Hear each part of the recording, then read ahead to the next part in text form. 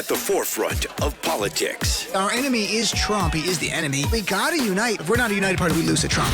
On the front lines of activism. There's certain fights, if we don't engage, they win. This is a fundamental question of who we are. And delivering your daily dose of comedy. Donald Trump, when he had his physical, they had his blood pressure, and mine is higher than his. Oh. And the irony is mine is higher because of him. From the blue wave. We flipped. Enough seats to take control of the House. We control the House. To 2020 and beyond. This is the Dean Obeidallah Show on Sirius XM Progress, Channel 127. And welcome to the show, brothers and sisters. Friday, October 11th. I'm Dean Obeidallah. As always, I'm here to be your MBFF on Twitter. I'll be there all weekend at Dean Obeidallah. Drop me an email. All weekend, I am there for you, dean@deanofradio.com. A lot to cover. Some breaking news, some middle breaking news, I'm sure there'll be breaking news within the breaking news. But first, we need Stephen Colbert. There's a clip that's going viral again of Donald Trump talking about mobsters from a few years ago. It's a real clip. And so many people have compared him to mobsters, and we'll get to that in a second. But here's Colbert first last night. Clip number one, please. This talk about Trump acting like a mob boss has got this clip recirculating about him. He was on this very stage with David Letterman just a few years ago, and Dave asked him if Trump ever interacted with organized crime. I have met on occasion a few of those people. They happen to be very nice people. Oh, yes. Yes, they're very nice people. That's why they always have nicknames like Tony Two Charities Lucchese and Jimmy Race for the Cure Gambino. So, Trump fancies himself a Don, but the only mobster Trump is even remotely close to is Fredo. I can handle things. I'm smart. Not like everybody says. Like dumb, I'm smart, and I want respect. Actually, you know what? I should apologize. That was not fair to Fredo. Fredo's casino did not go bankrupt. So, it's unreal what's going on today. The little subtle things that are going on. We'll talk about the testimony today because we could not see. It was behind closed doors of Maria Jovanovic. And I mentioned yesterday, Maria Jovanovic could be really important. And I didn't think for a second they would let her testify. But what we're seeing now is a distancing by Donald Trump, even slightly, and Mike Pompeo to Rudy Giuliani. A short time ago, Donald Trump was asked about Rudy Giuliani, and he would not confirm if Rudy is still his lawyer now. So, as opposed to a mobster who might be loyal, you got Trump already. And then you have to listen to this. Mike Pompeo today, asked by a reporter 3 times in a row, did you meet with Rudy Giuliani in February when you were in Europe? And just listen to this exchange. It's almost comical, but it's not because it's real and it's serious. Clip number 2, please. In mid-February, you were in Warsaw, and so was Rudy Giuliani. During your time there, did you meet with Giuliani?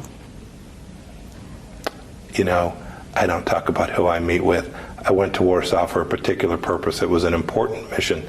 We brought together people all across the world to take down the world's largest state sponsor of terror, the Islamic Republic of Iran. That's what I worked on that mission. So you're not going to say whether you met with him? So when I was in Warsaw, I had a singular focus. My focus was singularly on the work that we have done, effective work, to recover from what the Obama administration has done, which was to underwrite the world's largest state sponsor of terror. We've stopped that, and we're making real progress. It sounds like you're not going to say. When I was in Warsaw, we were working diligently to accomplish the mission to take down the terror regime that's inside the Islamic Republic of Iran. That's what I worked on. It was the only thing that I engaged in while I was there. It's an easy question to answer. Did you meet with Rudy Giuliani in February when you were in Europe? The answer could be yes. It could be no. The answer you got was obviously something is awry. Pompeo does not want to mention the words Giuliani, doesn't want to say if he met with him at all because it's going to come back to haunt him.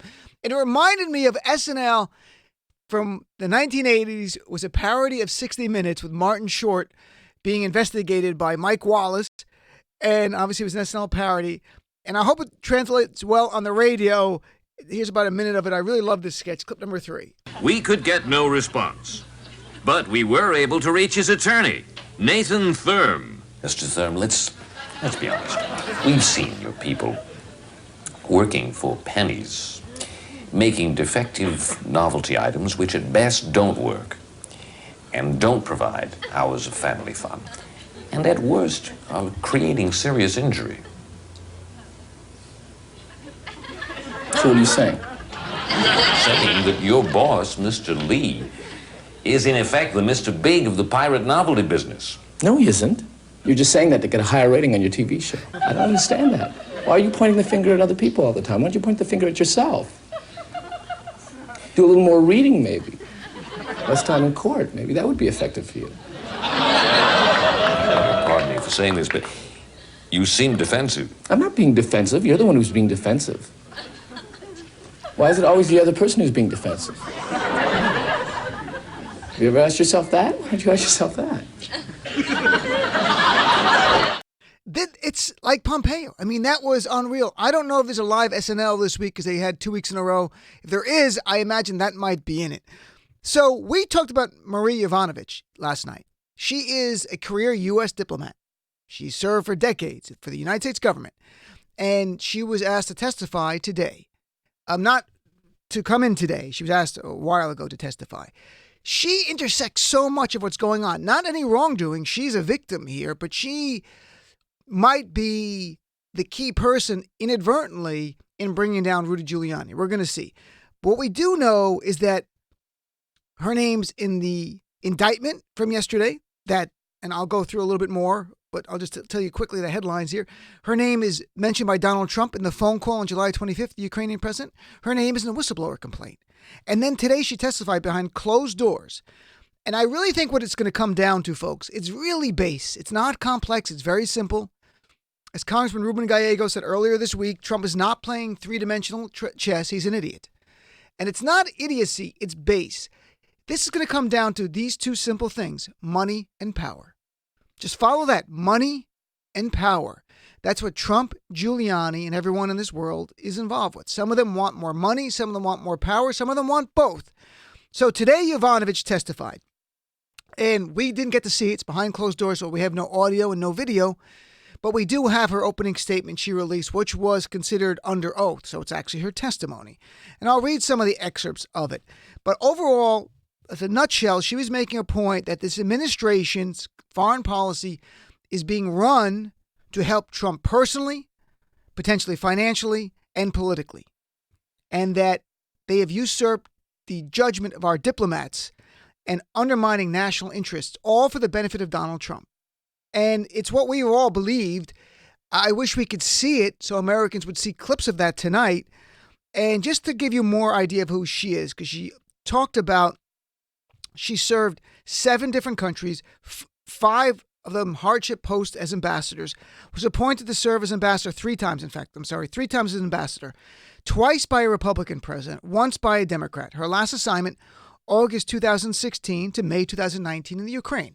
She was appointed by President Obama the last 6 months of his term, and then stayed there right through May of 2019 until she was fired. She points out very clearly here that it's fictitious, the notion I am disloyal to President Trump. She said, I have heard the allegations in the media that I supposedly told the embassy team, ignore Trump because he's going to be impeached. She said, that allegation is false. I have never said such a thing to anyone, ever. Next, she goes on to say the Obama administration never asked her to help the Clinton campaign. If they did, she never would have helped them. Don't forget, she's a career diplomat. She's been here for decades. Now it gets interesting. With respect to Rudy Giuliani, she said, I'll read it verbatim here. With respect to Mayor Giuliani, I've only had minimal contacts with him, a total of 3 that I recall. None related to the events at issue. I do not know Mr. Giuliani's motives for attacking me, but individuals who have been named in the press as contacts of Mr. Giuliani may have well believed that their personal financial ambitions were stymied by our anti-corruption policy in the Ukraine.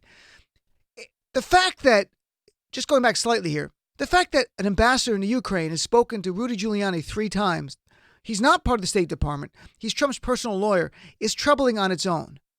That should not be happening.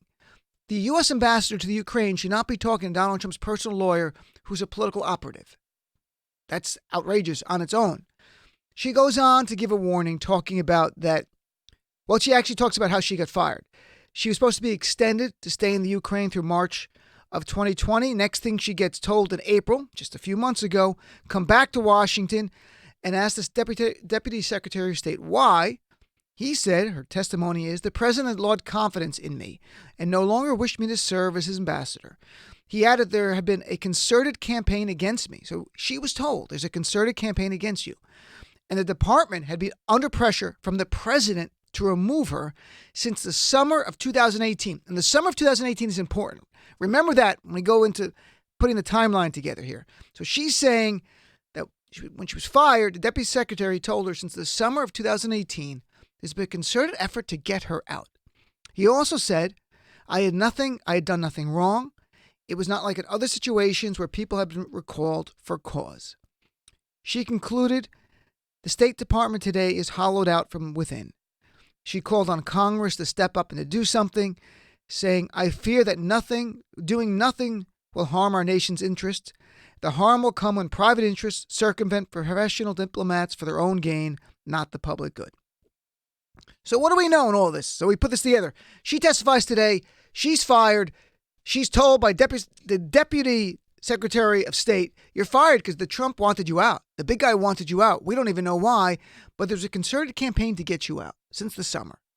What we know in the indictment yesterday, oddly enough, these two guys that were indicted, Giuliani's friends, one of them, Parnas, went and sat down with Congressman at the time, Pete Sessions, a Republican from Texas, in May or June of 2018. So right before the summer, there they are meeting. According to the indictment, May or June of 2018, they say, we're going to raise a lot of money for you. They even make donations. And what do they want in return? They want to remove her as the ambassador. And apparently, Sessions, there's no disputing it, wrote a letter. He admits he wrote a letter to the Secretary of State saying, I've received notice from close companions that the Ambassador Jovanovic has spoken privately and repeatedly about her disdain for the current administration. The timing is unbelievably perfect. The indictment, it says they met in May and June. They get this money. This letter comes right after that. That's the summer of 2019. So you have a timeline that's pretty complete here. Sessions is now saying, I sent the letter, but it's not because of these guys. But he admits, I did talk to these guys about her. But other members of Congress had raised to me concerns about Jovanovic saying this stuff in the Ukraine. How do they know what's going on in the Ukraine with the ambassador? I mean, let's be honest. How? It seems like BS to me. Then we know more. In the phone call of July 25th, this is really interesting now. This is the infamous phone call where Trump talks to the president of Ukraine, where he asks for investigation by name, Hunter Biden and Joe Biden. But in that, he says to the President Zelensky, quote, the former ambassador, speaking of Jovanovic, the former ambassador for the United States, the woman, was bad news. And the people she was dealing with in the Ukraine were bad news. So I just want to let you know that. She was bad news. Why was she bad news? Because she was bad-mouthing Trump? That's possible for Trump. That could be enough to get you fired. Or was it she was not playing ball with Rudy Giuliani and being an obstacle to getting dirt on Joe Biden, which spoiler alert, yes, that's what we're finding out. So what we also know is Zelensky responded to that comment by Trump, she was bad news, saying, with regard to the ambassador, I recall her name's Jovanovic, it was great you were the first one who told me she was a bad ambassador. So now we know what happened here. It's not that the Ukrainians brought her up to the president. Trump brought her up to the president in April. Their first phone call was in April. It's the only phone call before July was April. So at this phone call, Donald Trump says, our ambassador, this is April, before Rudy Giuliani's two stooges went over and sat down to offer money to Sessions to get her out. He was already saying she was bad news. They wanted her out. They really wanted her out. And her name comes up in the whistleblower complaint as well. It says, on or about April 29th, I learned from U.S. officials with direct knowledge of the situation that Ambassador Jovanovic had suddenly been recalled to Washington by senior State Department officials for consultations. And then it goes on to say, several U.S. officials told me that, in fact, her tour was curtailed because of pressure stemming from Mr. Latensky's. And by the way, Latensky is the former prosecutor, not the one involving Joe Biden, the one after that Giuliani's buddies with, and said, So Lutensky's allegations, and Giuliani subsequently stated in an interview with the Ukrainian publication in May that Jovanovic was removed because she was part of the efforts against the president. So as we put this all together, it's a clear timeline what happened. You've got in the spring, Trump is involved himself personally. In April, is personally involved in getting rid of Jovanovic from there. Something happened before that. We're not sure yet why, but we know more about Giuliani and his relationship with these two guys who were indicted. What we found out last night was breaking news, and it's confirmed, these guys named Parnas and Fruman, that Giuliani didn't know them just for a few months. That was reported yesterday. He knew them for years. For years, folks. And he represented them, and they paid him hundreds of thousands of dollars in fees to represent them for consultation, for legal advice, for just random advice. And here's another odd part of all of this. Trump's former lawyer, John Dowd, represents these guys as well. So you're seeing how this is all getting smaller, the circle. So John Dowd, who was Trump's personal lawyer before, is now representing them. And in response to a subpoena to these two guys sent by Congress recently, he sent a letter to Congress saying that these two guys who were indicted yesterday were, quote, working with Giuliani in connection with his representation of President Trump.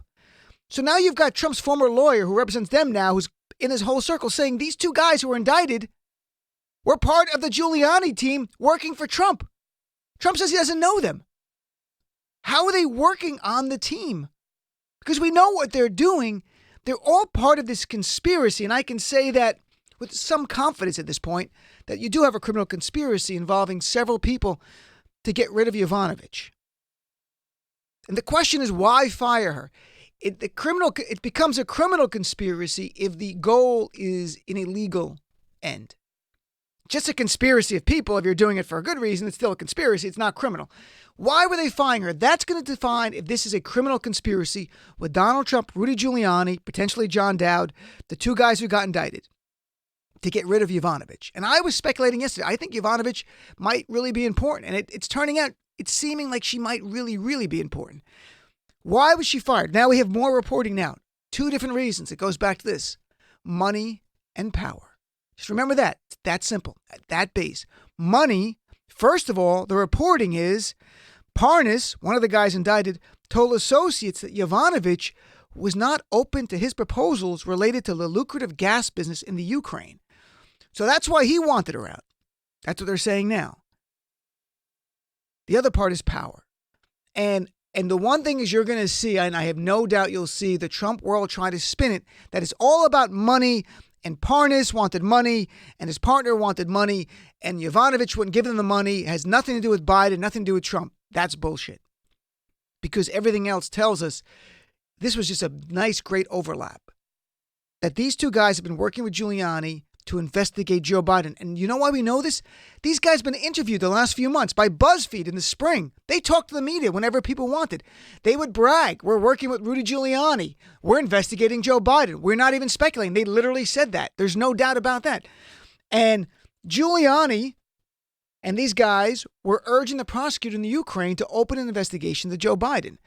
The Wall Street Journal reported September 26th, this is 2 weeks ago, before any indictment, Giuliani's desire for a Biden investigation soon ran into a perceived obstacle, according to people familiar with that matter.